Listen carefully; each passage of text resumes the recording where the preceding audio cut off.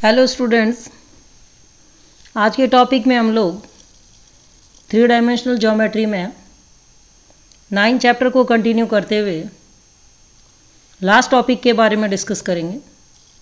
Canonical form है reduction of the general equation of second degree, जिसमें हमें दिए गए व्यापक द्विघात समीकरण का समानयन करना होता है, रिडक्शन करना होता है और कॉन्कॉर्ड की पहचान करनी होती है।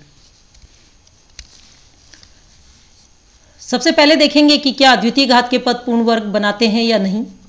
यदि द्वितीय घात के पद पूर्ण वर्ग नहीं बनाते, द्वितीय घात का मतलब हुआ first 6 term general equation of second degree की first 6 term ax square plus by square plus cz square plus 2fyz plus 2gzx plus 2hxy, ये जो 6 टर्म है ये द्विघात के पद हो गए। ये अपने पास कंप्लीट होल स्क्वायर बनाते हैं या नहीं बनाते। यदि कंप्लीट होल स्क्वायर नहीं बनाते तब हम लोगों को प्रोसीजर को इस तरह स्टेप बाय स्टेप फॉलो करना होता है। फर्स्ट स्टेप क्या है, विविक्तिकर त्रिघाती। विविक्तिकर त्रिघाती की इक्वेशन क्या हो गई, lambda cube minus lambda square small a plus B plus C plus lambda times capital A plus B plus C minus capital D equal to 0, जहाँ स्मॉल a b c हम लोग जो दी गई इक्वेशन है उसमें से निकालेंगे। कैपिटल A B C क्या होते हैं, स्मॉल a b c के कोफैक्टर्स होते हैं। कैपिटल D एक डिटर्मिनेंट है जो वेल नोन है, हम लोग इसके 9 चैप्टर के स्टार्टिंग से इसको हम लोग पढ़ रहे हैं। AHG, HBF और GFC के 3 रो और कॉलम होते हैं। इसको सॉल्व करके हम लोग लैम्डा की 3 वैल्यूज़ निकालेंगे, लैम्डा 1, लैम्डा 2 और लैम्डा 3। यदि इन तीनों में से कोई भी एक मूल 0 है तो उस जो 0 आया है वो उस रूट को हम लोग क्या मानेंगे, लैम्डा 3 मानेंगे। तो लैम्डा 3 इक्वल टू 0 के संगत हम लोग दिशाएं निकालेंगे। दिशाएं निकालने के लिए कोई भी मेथड अप्लाई कर सकते हैं, कोई भी फॉर्मूला अप्लाई कर सकते हैं, क्योंकि हम लोग दिशाओं के लिए फर्स्ट जो हम लोगों का वीडियो था उसमें डिस्कस किया था हम लोगों ने मुख्य दिशा और मुख्य व्यासीय समतल। तो जो ये डिटर्मिनेंट डी था इसके अपने पास में क्या है, 3 रो और 3 कॉलम्स हैं, AHG, HBF, GFC।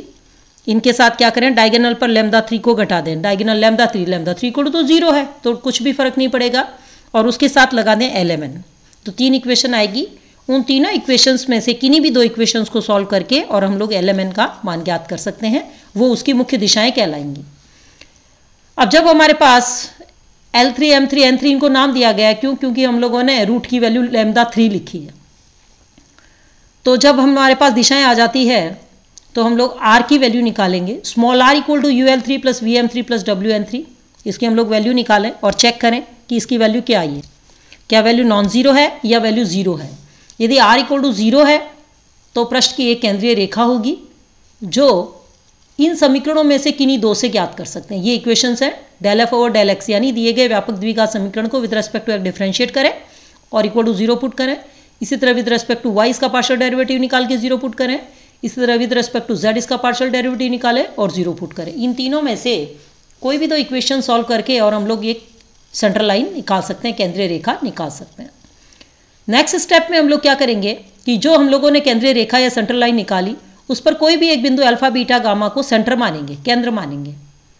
तो पृष्ठ का समीकरण क्या बनेगा, lambda 1 x square plus lambda 2 y square plus u alpha plus v beta plus डब्ल्यू gamma plus d equal to 0। इसमें हम लोगों के पास कौन कौन से कॉन्कॉर्ड आते हैं, इसमें आते हैं इलिप्टिक सिलेंडर या हाइपरबोलिक सिलेंडर या प्रतिच्छेदी समतल युग्म। अब देखिए इलिप्टिक सिलेंडर में क्या होगा कि जो हम लोगों की लैम्डा की जो वैल्यूज़ आई हैं दोनों वो पॉजिटिव होंगी, और ये जो यू अल्फा वी बीटा डब्ल्यू गामा प्लस डी जो म्यू की वैल्यू होती है वो भी पॉजिटिव आएगी। और हाइपरबोलिक सिलेंडर में क्या होगा, लैम्डा की वैल्यू अपोजिट साइन की आएगी, एक प्लस और एक माइनस, म्यू की वैल्यू पॉजिटिव आएगी। प्रतिच्छेदी समतल युग्म में क्या होगा, अपोजिट आएगी बट म्यू की वैल्यू 0 आएगी। अब जब हमारे पास तीनों कॉन्कॉर्ड निकल गए तो अब हम लोग किसका चाह रहे हैं, बेलन का एक्सिस निकालना चाह रहे हैं। इस सिलेंडर का एक्सिस क्या होगा, या समतल युग्म की प्रतिच्छेदी रेखा चूंकि केंद्र से होकर जाती है और इसकी दिशा केंद्रीय रेखा की दिशा ही होती है, इसलिए अक्ष या प्रतिच्छेदी रेखा के जो समीकरण होंगे वो समीकरण क्या होंगे। समीकरणों का देखें तो x minus alpha upon L3, alpha beta gamma क्या थे, केंद्र थे, सेंटर थे, और L3 M3 N3 क्या थी, मुख्य दिशाएं थी जो हम लोगों ने वैल्यू निकाली थी लैम्डा 3 इक्वल टू 0 के कॉरस्पॉन्डिंग में। तो ये अपना एक्सिस का इक्वेशन आएगा। ओके स्टूडेंट्स, अब हम क्या करते हैं कि जो अभी हम लोगों ने डिस्कस किया है प्रोसीजर, उस पर बेस्ड एक एग्जांपल लेते हैं। सिद्ध कीजिए कि ये जो इक्वेशन दिया गया है ये अति परवलयिक बेलन यानी हाइपरबोलिक सिलेंडर को शो करता है और इसका एक्सिस भी निकालना है। तो देखिए capital F x y z equal to x square plus 6y square minus z square minus y z plus 5xy plus 2x plus y equal to 0, ये दिया गया इक्वेशन है अपना क्वेश्चन में। अब इसे A B C F G H U V W D निकालें तो देखिए A X square coefficient A plus B Y square का कोफिशिएंट बी यानी B equal to 6 plus C Z square coefficient C यानी -1 plus 2 F Y Z. देखिए यहाँ Y Z का coefficient तो क्या है -1 है, बट हमें 2 वाई जेड का कोफिशिएंट चाहिए। तो सोचिए हम लोगों एक बार इमेजिन कीजिए कि 2 से मल्टीप्लाई किया 2 से डिवाइड किया तो 2 वाई जेड का कोफिशिएंट क्या हो गया -1/2 बन जाएगा। तो एफ इक्वल टू -1/2। जी इसमें है ही नहीं, क्यों? क्योंकि हमारे पास 2 वाई जेड तो है बट 2 जी जेड एक्स क्या होता है 2 जी जेड एक्स, तो जेड एक्स का कोफिशिएंट इसमें नहीं है, इसका मतलब G equal to 0 plus 2 H X Y.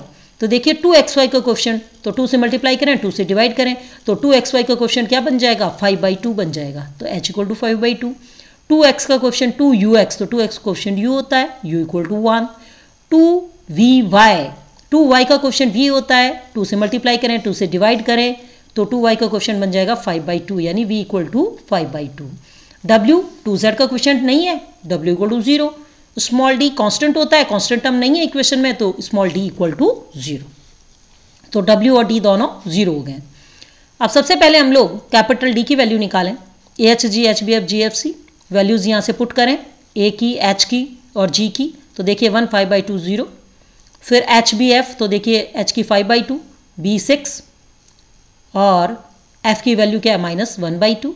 Ji f C g की वैल्यू 0, f की वैल्यू -12, सी की वैल्यू -1। अब इस डिटर्मिनेंट को सॉल्व करें तो देखिए यहाँ इसको सॉल्व किया हम लोगों ने, 1 के रेस्पेक्ट में खोलेंगे तो क्या बन जाएगा -6 -1/4, फिर -5/2 के रेस्पेक्ट में खोलेंगे तो -5/2। थर्ड तो 0 ही आएगा, ये 0 से मल्टीप्लाई होगा, कोई भी टर्म हो मल्टीप्लाई में 0 देगी, ये 0। तो ये कितना बन गया माइनस का 25/4 और प्लस का 25/4 यानी 0। तो डी की वैल्यू कितनी आ गई है 0। अब डी की वैल्यू निकालने के बाद हम लोग कैपिटल एबीसी की वैल्यू निकालेंगे। कैपिटल एबीसी क्या है स्मॉल एबीसी के कोफैक्टर हैं, तो capital A equal to bc minus f square तो -25/4। इसी तरह कैपिटल बी का कोफैक्टर क्या बन जाएगा, बी का कोफैक्टर बन जाएगा AC माइनस जी स्क्वायर तो ये बन गया -1। इसी तरह सी का cofactor AB minus H square ये बन गया -1/4। तो अब देखिए ABC तीनों 0 नहीं आए, इसका मतलब द्विघात के पद पूर्ण वर्ग नहीं बनाते। ये तीनों जब 0 होते हैं तभी जो अपने पास द्विघात के पद हैं वो होल स्क्वायर बनाते हैं, पूर्ण वर्ग बनाते हैं। जब तीनों 0 नहीं है इसलिए पूर्ण वर्ग नहीं बनाते।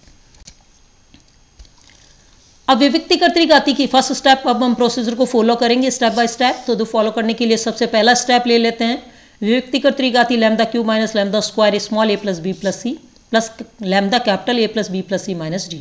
सारी वैल्यूज हम लोग निकाल चुके हैं, इनकी वैल्यूज यहाँ पुट करें तो स्मॉल ए बी सी को हमने ऐड किया तो हमारे पास आया 6 तो माइनस का 6 lambda square, capital A B C को ऐड किया तो माइनस का 15/2 लैम्डा और डी की वैल्यू 0। अब देखिए लैम्डा कॉमन आ रहा है, ये तो 0 में चला गया डी, तो लैम्डा कॉमन आया तो हमारे पास लैम्डा स्क्वायर -6 लैम्डा माइनस का 15/2 इक्वल टू 0। अब देखिए ये क्या है क्वाड्रेटिक इक्वेशन है, इसको हम सॉल्व करें तो lambda equal to -b plus minus under the root b square -4ac/2a। इसको सॉल्व किया तो हमारे पास क्या बना 6 प्लस माइनस रूट 66, क्योंकि ये क्या बन गया प्लस 2 से 4 कैंसिल किया तो 2 यानी 15 × 2 30 प्लस में 36 कितना हो गया 66/2। तो अब 2 से डिवाइड कर दें तो क्या बन जाएगा 3 प्लस रूट 66/2 और सेकंड रूट बन जाएगा 3 माइनस रूट 66/2 और लैम्डा 3 इक्वल टू 0। अब देखिए जैसे ये रूट आते हैं तब हम लोगों को कॉन्कॉर्ड की पहचान करनी होती है, कॉन्कॉर्ड की पहचान करनी होती है ये अपोजिट आए हैं या सेम आए हैं, ये तभी पता लगेगा आगे चल के। तो देखिए ये तो पॉजिटिव ही देगा, रूट 66/2 ये प्लस है। अब देखिए यहाँ रूट 66/2 हमें कोई यहाँ एक्यूरेसी नहीं दिखानी कि डेसिमल के 4 डेसिमल तक चेक करें और वैल्यूज़ निकालें, हमें रफली आइडिया लेना है कि ये जो लैम्डा 2 की वैल्यू है ये पॉजिटिव आएगी या नेगेटिव आएगी।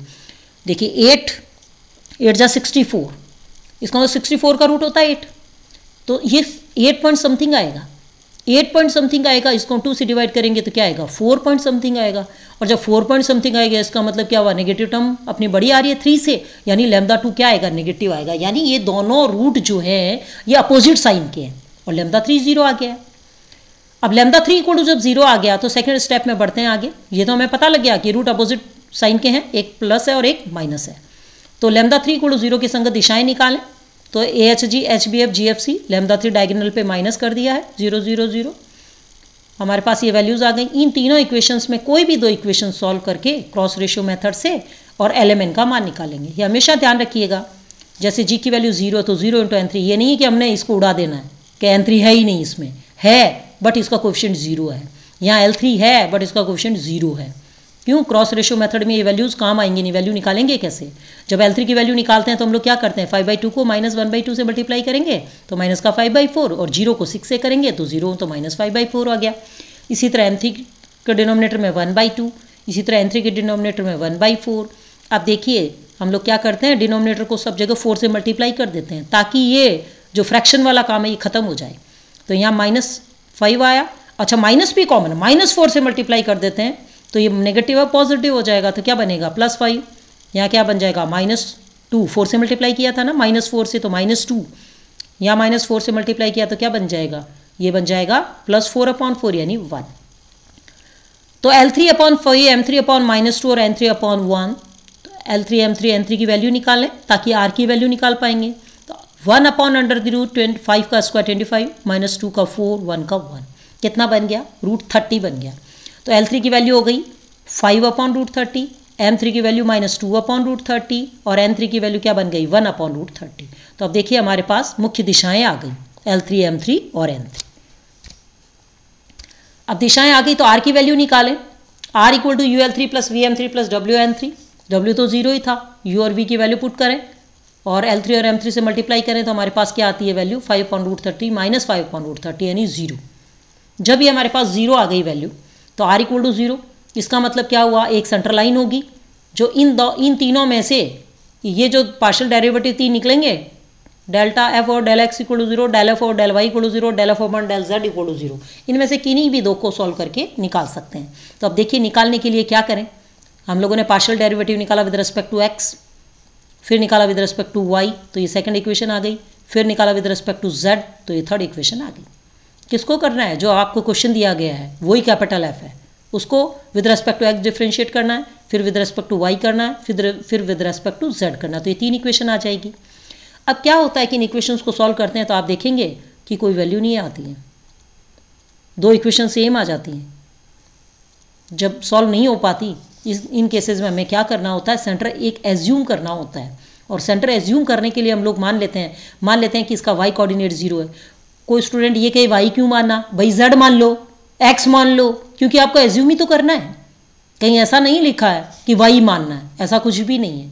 मान लेते हैं कि हमने y को 0 एज्यूम किया, तो y को 0 एज्यूम करेंगे तो देखिए z बराबर भी 0 आ जाएगा। और जब y और z जब 0 आ जाएंगे तो x की वैल्यू कितनी आ जाएगी, ये 5 उधर सेकंड इक्वेशन को चेक करें, क्योंकि देखिए इसमें तो x और y z है ही नहीं।